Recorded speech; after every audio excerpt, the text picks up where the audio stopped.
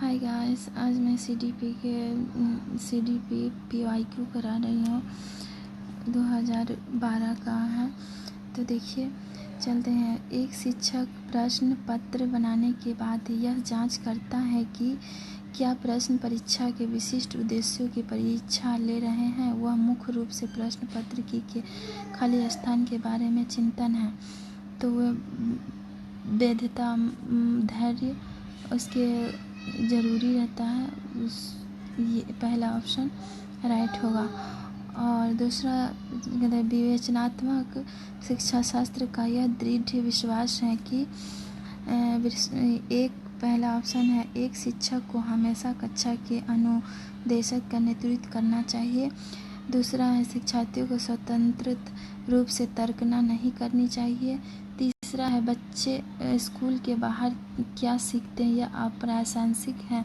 चौथा है, शिक्षार्थियों के अनुभव और प्रत्यक्ष महत्वपूर्ण होते हैं। तो डी ऑप्शन राइट होगा। शिक्षार्थियों का अनुभव और प्रत्यक्ष महत्वपूर्ण होते हैं। शिक्षार्थी बाल केंद्रित शिक्षा चलता है, अभी समावेशी शिक्षा चलता है, तो इसका शिक्षार्थी अभी केंद्रीय अभी शिक्षा होते हैं, शिक्षार्थी होते हैं, विद्यार्थी होते हैं। तो इसका डी ऑप्शन राइट होगा। विद्यालय आधारित आकलन मुख्य रूप से किस सिद्धांत पर आधारित है। विद्यालय आधारित मूल्यांकन एग्जाम लेना, जैसे 1 से 8 तक विद्यार्थियों को 9 क्लास तक विद्यार्थियों के कॉलेज में ही, स्कूल में ही एग्ज़ाम लिया जाता है। तो वही के बारे में पूछ रहे हैं, क्यों लिया जाता है। आकलन बहुत किफ़ायत व्यक्ति होनी चाहिए। और दूसरा हो गया, बाह्य परीक्षाओं के अपेक्षा शिक्षक अपने शिक्षार्थियों की क्षमताओं को बेहतर जानते हैं। बी ऑप्शन राइट होगा, क्योंकि दूसरे शिक्षक के अपेक्षा अपने जो पढ़ाते हैं उस शिक्षक जानते हैं कि कैसा बच्चा है, कौन कैसा बच्चा। इसीलिए डर और भय के डर से अगर छोटा बच्चा जाएगा किसी दूसरे सेंटर पे तो डर होगा, इसीलिए स्कूल में ही लिया जाता है, सेंटर पे ही लिया जाता है। और डी ऑप्शन डी चौथा हो गया, शिक्षार्थियों व्यक्तिगत विभिन्नता को प्रदर्शित करते हैं, अतः शिक्षक को अधिगम की एक समान गति पर बल देना चाहिए। अधिगम को एक समान गति पर बल देना चाहिए। सीखने के विविध अनुभवों को उपलब्ध कराना चाहिए। कठोर अनुशासन सुनिश्चित करना चाहिए। परीक्षाओं की संख्या बढ़ा देनी चाहिए। व्यक्तित्व विभिन्नता प्रदर्शित करते हैं, अतः शिक्षक को चाहिए कि अधिगम एक समान गति पर बल एक समान नहीं देंगे। सब जैसा बच्चा रहेगा वैसा करेंगे। जिस लेवल के बच्चा रहेगा उसी हिसाब से पढ़ाएंगे। सीखने के विविध अनुभव को उपलब्ध कराना चाहिए। बी ऑप्शन राइट होगा, विविध। और डी तीसरा होगा, कठोर अनुभव सुनिश्चित कराना चाहिए। कठोर तो नहीं करेंगे, बच्चों के बीच में कठोरता नहीं दिखाएंगे। और चौथा, परीक्षाओं की संख्या बढ़ा देना चाहिए, भी गलत है। तो दूसरा ऑप्शन राइट होगा। वाइगोत्सी बच्चे के सीखने में निम्नलिखित में से किस कारक की महत्वपूर्ण भूमिका पर बल देते हैं। वाइगोत्सी का सिद्धांत है सामाजिक सांस्कृतिक विकास का सिद्धांत है, इसका थ्योरी है। तो वो सामाजिक आनुवंशिकता, नैतिक, शारीरिक। तो वाइगोत्सी बच्चे के सीखने के सबसे बेहतर समाज के पहला ऑप्शन राइट होगा। और एक शिक्षिका अपने शिक्षार्थियों को विभिन्न अधिगम शैलियों को संतुष्ट करने के लिए वैविध्यपूर्ण कार्य का उपयोग कराती हैं। वह खाली स्थान की प्रभावित है।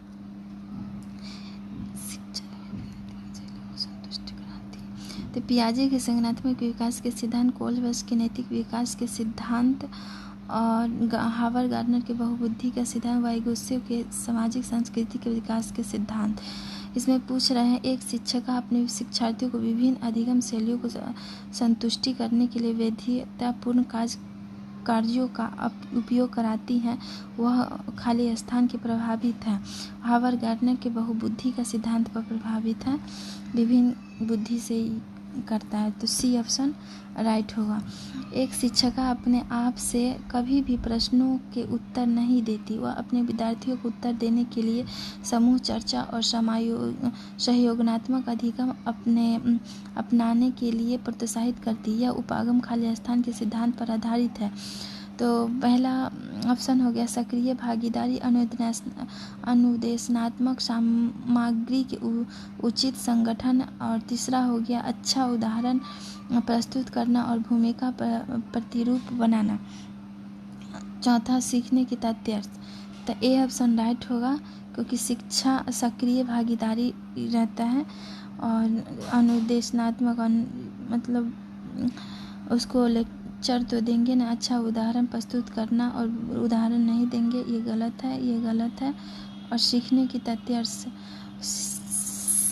तात्पर्य सक्रिय भागीदारी, इसमें दो ऑप्शन में कंफ्यूज है। इसका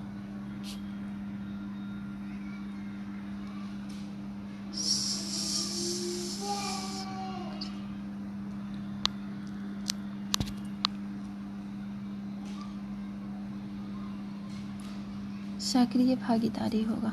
निम्नलिखित में से कौन सा शिक्षक से संबंधित अधिगम को प्रभावित करने वाला कारक है?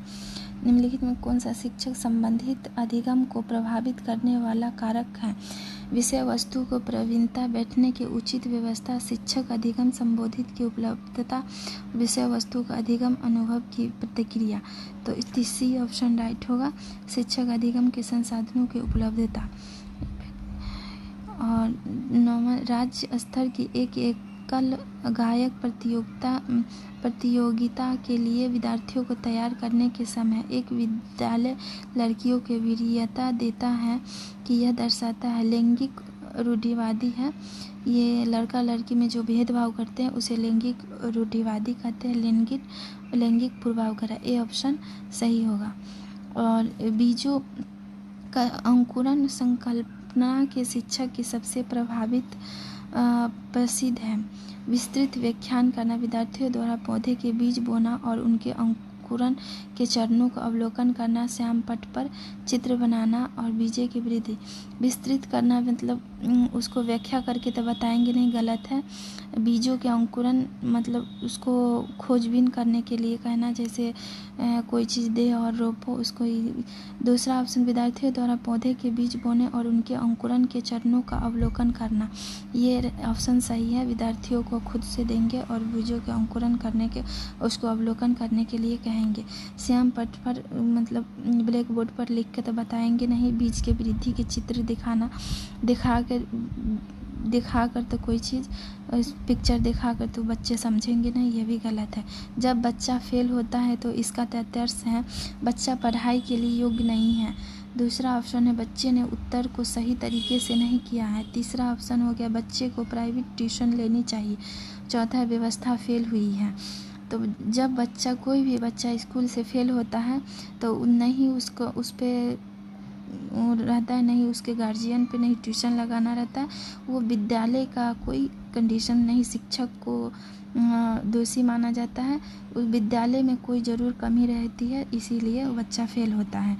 तो इसीलिए डी ऑप्शन होगा।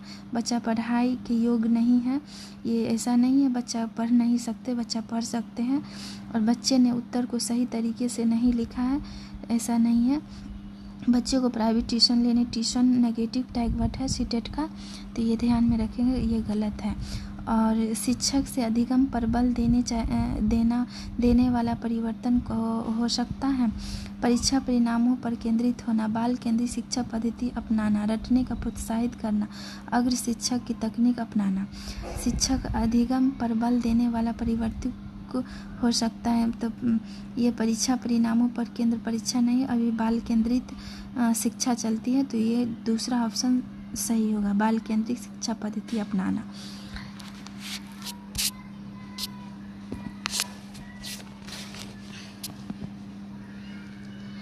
समावेशिक शिक्षा, अभी जो शिक्षा चल रही है वो समावेशिक शिक्षा है। तो ऑप्शन है हास्य परिस्थिति वर्गों से शिक्षकों को सम्मिलित करने से संबंधित, कक्षा में विविधता को उत्सव मनाती है, दाखिले में संबंधित कठोर प्रतिक्रिया को बढ़ावा देती, तथ्यों की शिक्षा समांतर से संबंधित है, कक्षा के विविध का उत्सव मनाती है, हास्यों पर शिक्षक वर्गों के शिक्षकों को सम्मिलित करने के संबंधित है। बी ऑप्शन राइट होगा। निम्नलिखित में से कौन सा वस्तुनिष्ठ प्रश्न है? कौन सा वस्तु निबंध लिख प्रश्न हो गया? ये कितने में लिखे जाते हैं? लघु उत्तरीयात्मक प्रश्न इतने कुछ शब्दों में लिखे जाए। मुफ्त उत्तर वाले समाज मतलब खुले दिल से अपना जो मर्जी। सो डी ऑप्शन राइट। सत्य या असत्य एक ही ऑप्शन होगा। 4 में से जैसे ये हो गया वस्तुनिष्ठ प्रश्न, तो एक ही ऑप्शन चुनते, इसी प्रश्न पूछे। निम्नलिखित में से कौन सी प्रगतिशील शिक्षा की विशेषता है? समय सारणी और बैठने की व्यवस्था में लचीलापन, केवल प्रस्तावित पाठ्यपुस्तक पर आधारित अनुच्छेद, परीक्षाओं में अच्छे अंक प्राप्त करने पर बल, बार बार ली जाने वाली परीक्षाएं।